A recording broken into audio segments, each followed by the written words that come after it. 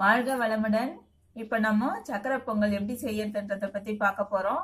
அதுக்கு முன்னாடி நட்சத்திர நிலவு நேயர்களுக்கு இனிய பொங்கல் நல்வாழ்த்துக்கள். என்னென்ன பொருள் தேவை அப்படின்றத பற்றி பார்ப்போம்.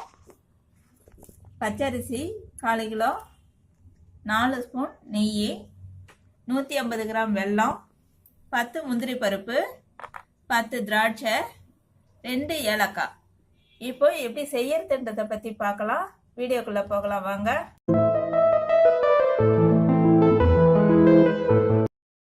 எனக்கு 2 டம்ளர் அரிசி இருக்கிறதுனால நான் 4-4.5 டம்ளர் தண்ணி வச்சிருக்கிறேன். அதுக்கப்புறம் அரிசியை இந்த மாதிரி தண்ணியில் போட்டு ஒரு 10 நிமிஷம் ஊற வச்சிடுங்க. தண்ணி கொதிக்கிறதுக்குள்ள இந்த மாதிரி தூள் பண்ணி வச்சுக்கலாம். நான் பாதி தூள் பண்ணியிருக்கேன், இன்னும் மீதியும் தூள் பண்ணிக்கிறேன். நல்லா கொதிக்குது. கொதிச்சதுக்கு அப்புறம் போடுங்க, அப்பதான் கொஞ்சம் சீக்கிரம் வெந்துடும்.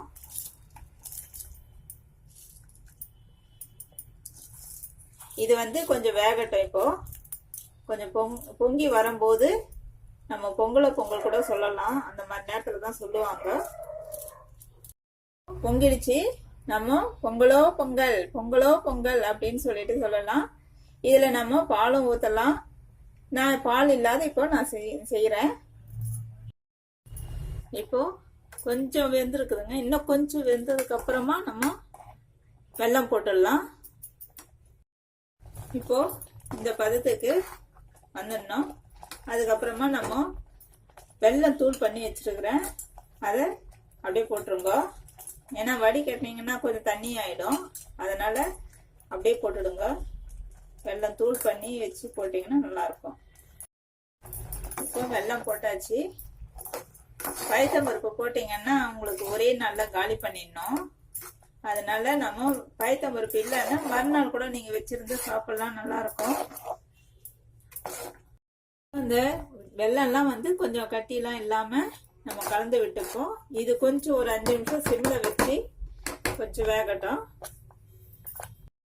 இப்போ இந்த பதத்துக்கு வந்த உடனே நம்ம இறக்கிட்டு இப்போ தாளிச்சிடலாம்.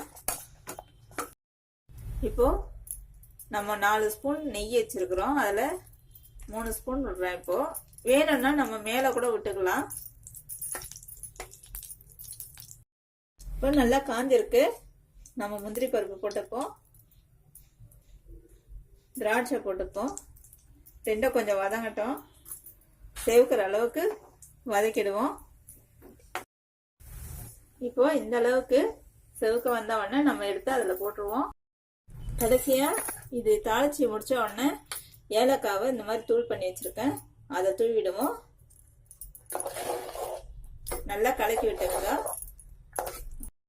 இப்போ நம்ம வேற ஒரு பாத்திரத்துல சர்வ் பண்ணிட்டோம். சூப்பரா வந்திருக்குது பொங்கல். இதே மாதிரி நீங்களும் பொங்கலுக்கு செஞ்சு நல்லா கொண்டாடுங்க. ஹாப்பி பொங்கல். இந்த வீடியோ உங்களுக்கு பிடிச்சிருந்துச்சுன்னா நம்ம சேனலுக்கு மறக்காம லைக் பண்ணுங்க, கமெண்ட் பண்ணுங்க, ஷேர் பண்ணுங்க, அண்ட் முக்கியமா நம்ம சேனலை சப்ஸ்கிரைப் பண்ணுங்க. தேங்க்யூ.